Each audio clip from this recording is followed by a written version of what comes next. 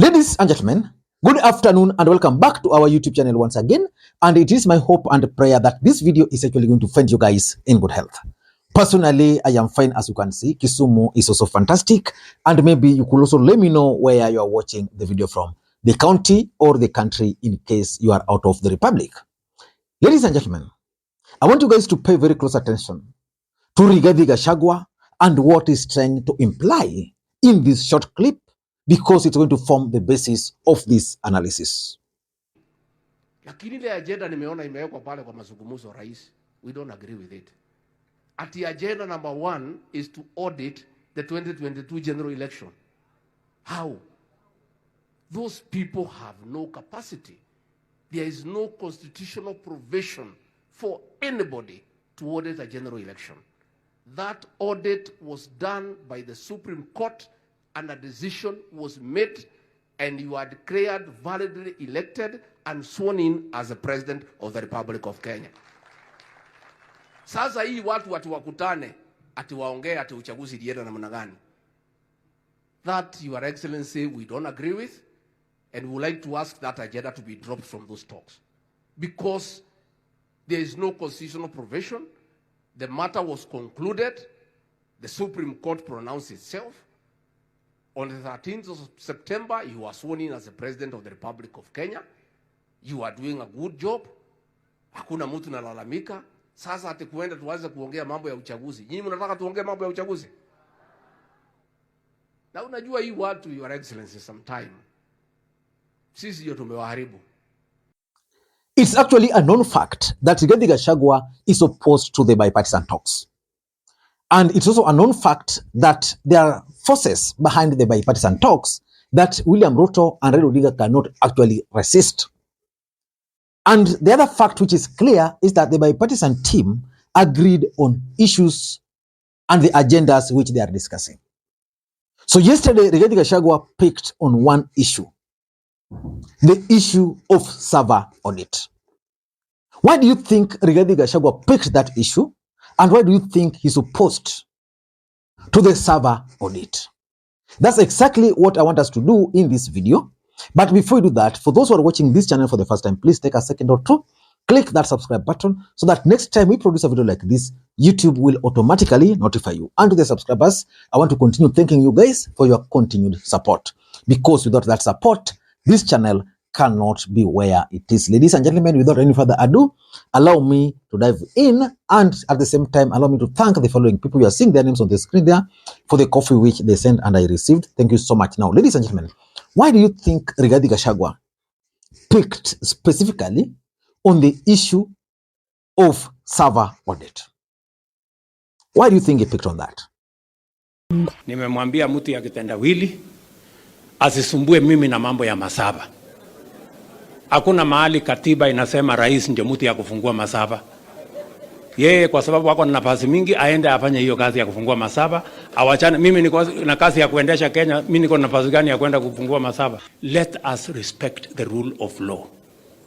Do not make demands that are unconstitutional, that are extra legal, that are extrajudicial. Sasa hiyo mnasema tufanye iko kwa katiba gani? For me, my understanding why Rigathi Gachagua picked on that and he expressed himself strongly that he's actually opposed to it is because, number one, Rigathi Gachagua wanted to express to William Ruto and Kenya Kwanza that he's actually opposed to these talks. Remember, Azimio la Umoja One Kenya Alliance insisted that the issue of IEBC audit had to be included. Electoral deceit must end. Servers must be opened and audited under auspices of a reputable firm or organization, failure to which we shall lead the people to restore their authority and voice. Initially, for Kenya Kwanza, they also insisted that they were not going to discuss anything to do with IEBC servers. That issue was actually dealt with conclusively by the Supreme Court. But why do you think the team finally agreed on the issue? The truth is, there were external pressure. And I've always asked you on this platform, what do you think would happen if, for example, audit is conducted, and after the audit is conducted, then it's proved that indeed William Ruto never won the presidency. What happens next? But in my view, I think the main reason why Rigathi Gachagua expressed himself like that before Ruto is that he wanted to express to Ruto his opposition to the talks. And he picked that particular issue which William Ruto was also opposed to. So that number. Number two, politics is a very interesting game. Kimani Ichung'wah is currently leading the co-chair of bipartisan talks with Kalonzo Musyoka. And Kimani Ichung'wah has fully embraced the dialogue. But Rigathi Gachagua is opposed to it. And if you've been following the politics of this country, especially the mountain, camps are actually emerging in the mountain. There's a camp belonging to Ndindi Nyoro, there's a camp belonging to Rigathi Gachagua, and then there's the last camp belonging to Kimani Ichung'wah. William Ruto actually checkmated these guys to an extent that Kimani Ichung'wah believes that he can become the president of the Republic of Kenya or a running mate in future. Ndindi Nyoro believes that he will succeed Uhuru Kenyatta as the next kingpin. Rigathi Gachagua, being the deputy president, also believes that is the senior most. So these guys have been fighting.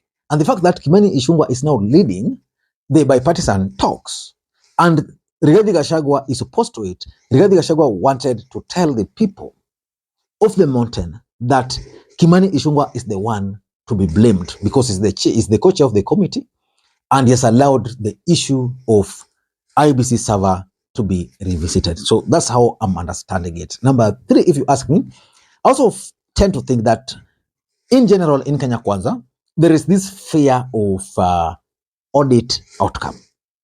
That, okay, we are going to conduct the audit. Then what next?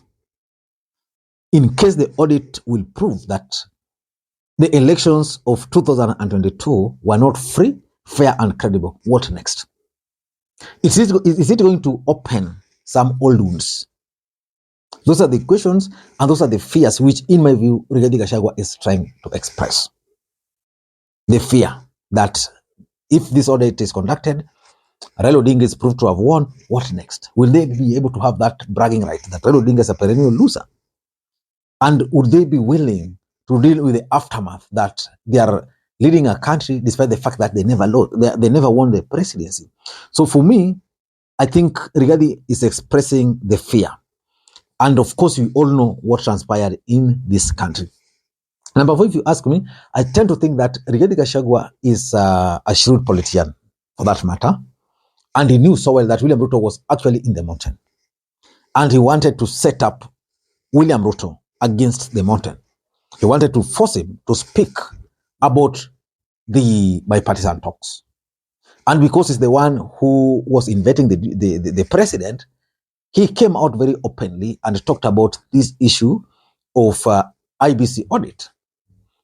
His expectation was that once William Ruto now is given the microphone, then probably William Ruto was also going to talk on the issue. And Rigathi Gachagua has always done this perfectly well, where he strategically incite the audience by coming up with an issue, and then William Ruto will then be forced to talk about that particular issue. The way he's been talking about that incident where Raila Odinga's Jew was allowed to KICC, but was supposed to meet with ordinary people there, while, those funny stories.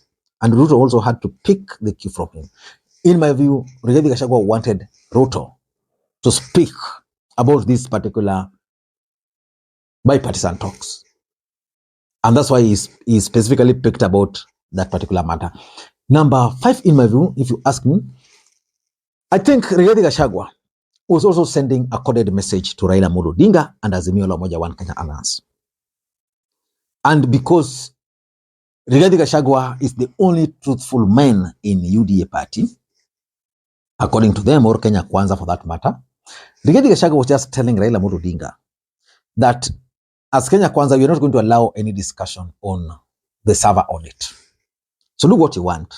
But on the server issue of the server audit, that one we're not going to talk about it. Period. So it's upon Azimio now to figure out what next. Because Rigathi has already delivered to them the message. And the message is coded that item number 1, we are not going to agree to. So if you have 8 or 7 items to discuss, then the first item on the table has been rejected. Do you go to the second item or the third one? No, you can't do that, because server audit is also key for Azimio la Umoja One Kenya Alliance. They must also prove to their supporters that indeed we won the presidency, or if not, that indeed there were irregularities during the counting, the verification, or even the voting during the 2022 elections. And lastly, if you ask me, I also tend to think that Rigathi Gachagua was also expressing himself to Ruto. That's, boss, as much as you are supporting this bipartisan talks, I don't have a problem with it.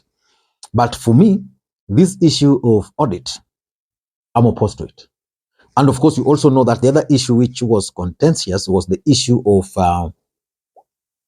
cost of living, which is also part and parcel of the discussion. So ladies and gentlemen, I don't know what to think. But for me, if you ask me, I tend to think that Rigathi Gachagua has actually expressed himself. And I don't think that these bipartisan talks are going to go anywhere. If the stand by Rigathi Gachagua is to go by.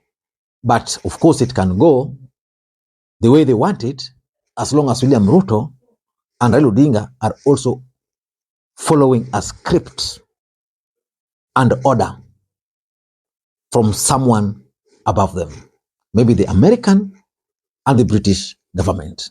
Until next time, this is Lee Makwiny. Bye-bye.